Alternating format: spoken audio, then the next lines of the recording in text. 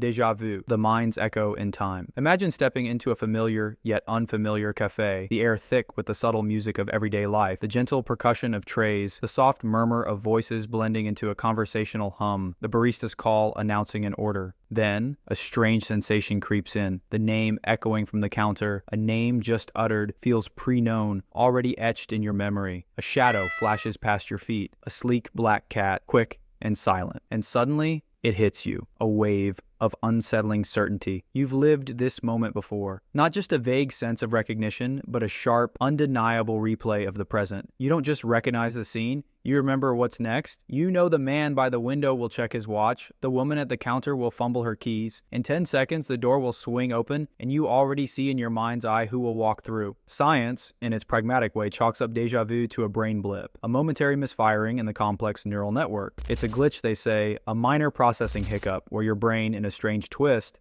mistakenly labels the present as a past memory, a simple error in the machinery of your mind. But if déjà vu is just a brain fart, a fleeting neurological error, why does it feel so incredibly, eerily accurate? Why this profound sense of lived reality, this unsettling conviction that you've truly been here before? This question fuels alternative theories, whispers that déjà vu is more than just a trick of the brain. Some believe it's a crack in the linear facade of time, a glimpse into a reality where time isn't a straight line, but something more cyclical, more fluid. Perhaps they suggest déjà vu is proof you've lived this moment before, a subtle echo from a past life, a phantom vibration from a previous iteration of time. Maybe you're caught in a loop destined to relive certain moments, or worse, maybe it's a whisper from another timeline, a ghostly echo of a life where you met an untimely end. And if any of this is true, if déjà vu is a window into a nonlinear reality, a glitch in the matrix of time, a chilling question arises. How many times have you already walked this path, lived this very moment, unknowingly caught in the currents of time? This thought leads us to the strange territory of the Mandela effect, a phenomenon that further bends our perception of reality and memory. Mandela effect, reality rewrites itself. The Mandela effect introduces a mind-bending idea. Reality itself subtly shifting,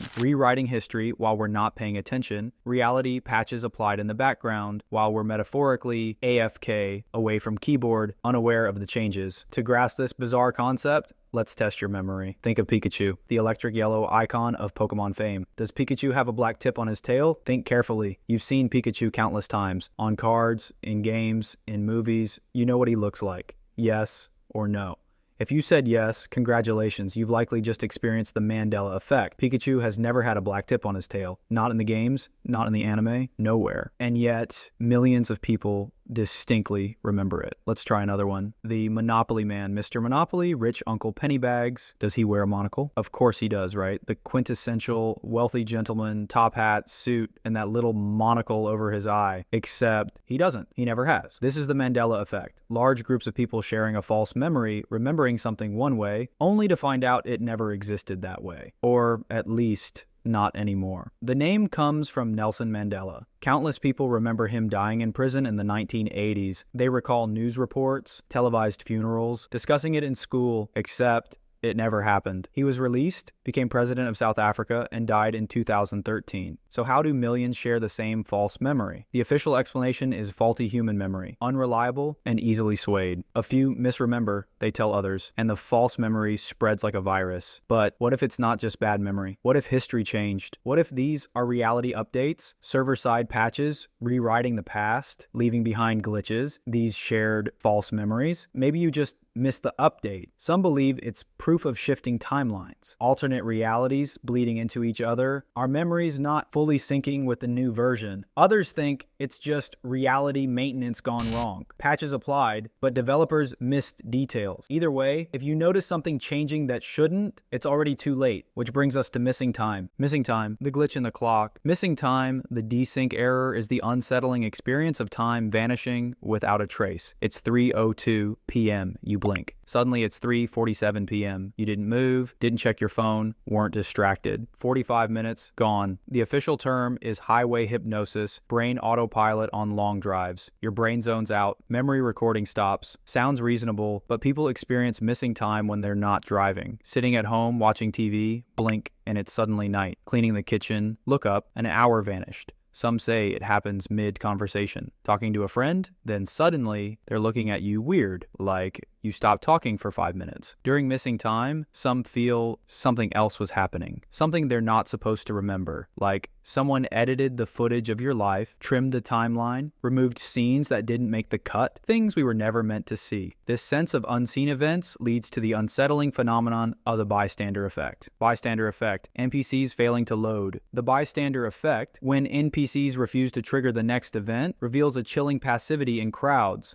a strange inertia in human behavior. Imagine walking down a busy street. Someone collapses, hitting the ground unconscious. A crowd gathers, but no one moves. You wait for help, a doctor, a good Samaritan. But instead, everyone just stands there, watching. This is the bystander effect, a bizarre glitch where the more people present, the less likely anyone is to act. Everyone assumes someone else will help, so nobody does. It gets weirder. Groups watch horrible things happen, even when help is easy. Someone choking, a woman attacked, a drowning child. Inaction. Nobody wants to be first, nobody wants responsibility. It's like they're all stuck in an idle animation, waiting for a main character to initiate interaction. What if it's not just psychology? What if some people are like NPCs? What if they only activate when prompted? Next time you're in a crowd, look around. Is everyone playing the same game as you? This thought brings us to the unsettling idea of doppelgangers. Doppelgangers, the cloning glitch. Doppelgangers, the NPC cloning bug, are the terrifying vision of seeing yourself. Not a lookalike, not a twin, but you. Same face, outfit, movements. Your brain scrambles for logic. Coincidence? Reflection. But then it looks at you and you realize it knows you. Throughout history, people have reported seeing their doubles, almost always a bad omen. Abraham Lincoln, days before his assassination, saw his reflection but doubled. One normal, one ghostly pale. His wife took it as a death omen. And then,